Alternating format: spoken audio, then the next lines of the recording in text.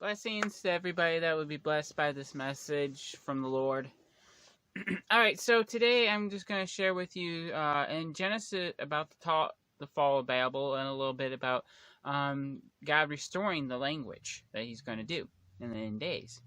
And just to recap, in Genesis 11:1, and the whole earth was one language of one speech. So everybody spoke the same language, okay? And Genesis 11:9, therefore is the name called Babel, because the Lord did there confuse the language of all the earth, and from hence did the Lord scatter abroad upon the face of the earth. All right, so I was coming across a verse in the Bible a long time ago, and it was a point in the Spirit of the Lord was like pointing out, like, I'm going to restore, like, the language back to the default language that it was before Babel. And I was coming across this love string one day. I was watching it, and I'm just going to share the clip with you guys. But it took me a little bit to actually find that particular verse, because I didn't know where it was, but I knew in my spirit that verse existed. It just took a while to find it. But in Zephaniah 3, 8 and 9, I'm reading. Therefore wait ye upon me, saith the Lord, until the day that I will raise up to the prey, for my indignation is to gather the nations. So he's going to gather the nations, that I may assemble the kingdoms. So the kingdoms are going to be assembled, to pour out upon my indignation. So he's going to pour out his indignation, even all my furious anger, for all the earth shall be devoured with the fire of my jealousy. And so in 9 here it starts off, for then will I turn to the people a pure language. The purest form of language was the original language that was basically before Babel happened. A pure language, that they may all call out upon the name of the Lord, to serve him with one consent. So instead of building the Tower of Babel with one consent, they're going to basically, God's going to restore the language, that they may all call upon the Lord to serve him with one consent. And I think that's kind of awesome in a sense. So you continue to read that. Bye. That's the main thing. Just let him move on your heart and know that he's going to take care of it. Julie says, can a person have more than one prayer language? Absolutely. Yeah. I collected them like baseball cards. Nobody told me not to. I visited tons and tons of different congregations. And if the pastor or somebody was speaking in tongues and they invited people down for prayer, I'd go down and say, Pastor, could you pray for me to get the gift of tongues? And sure, buddy. They never asked if I already had it, and I'd suck it out of his cup and ask the Lord only what's pure. I don't want anything that's not you, but I'll take all the Jesus I can get here.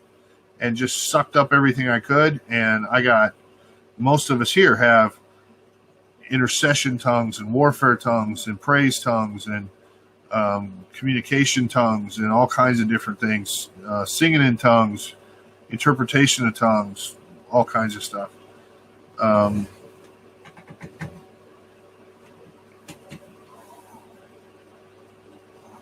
Dan says, I still haven't had any of those manifestations when I would give and receive back or something. I don't really expect it.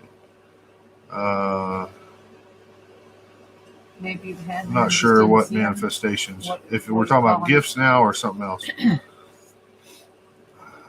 Oh, how could a man get a specific language, as in Japanese, for example? I have no clue. The Holy Spirit gives as Holy Spirit wills, and I would love to have a formula for that, and I don't. I think if you have no interest in Japanese and you're never going to go to Japan and you have no heart for Japan, it's real unlikely that's going to happen, especially not just for us to show off or something. Now, if God's calling you to be a missionary in Mexico, He'll may give you a gift of picking it up really super fast.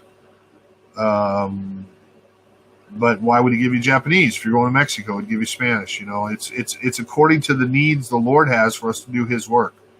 I know a guy that instantly was playing the piano. I know a guy that instantly was playing the drums. Other people that were instantly playing the guitar. And they went and they did that. and they used it for his glory and for his kingdom. And, so I don't know. That would be a great, I don't know. I don't have an answer to that one. I don't think anybody does. Israel says, I just end up praying short, repetitive syllables lately, but have had rapping tongues for fun. Yep, I've done that too.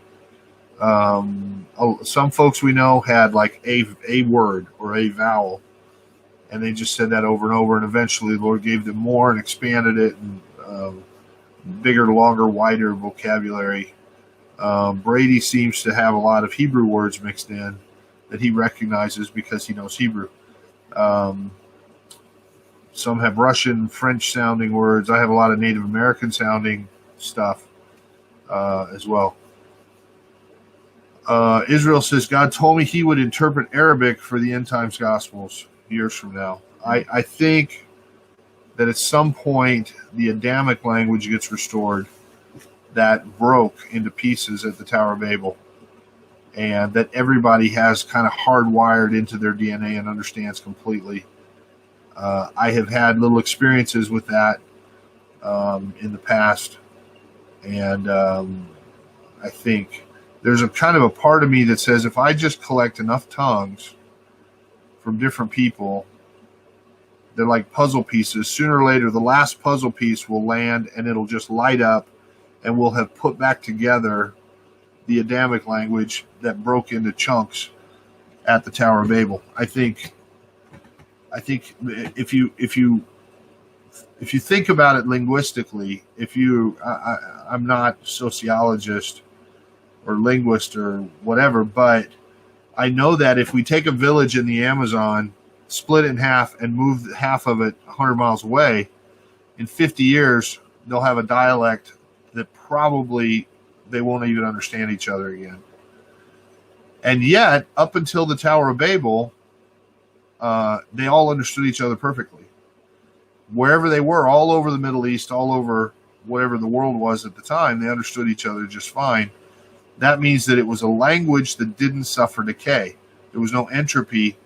There was no breakdown, no slang, no whatever. Everybody understood it. And the book of Jubilee says that they could understand the animals until the Tower of Babel. And I think God took that one language and split it up like a pizza.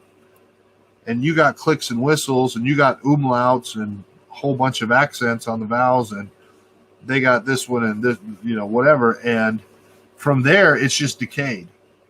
And we have more and more and more variants all the time. And I don't think we have near the language Shakespeare did in English anymore. Anyway, so I think at some point, if we're going to preach the gospel to all nations, we have to have the ability to talk to everybody.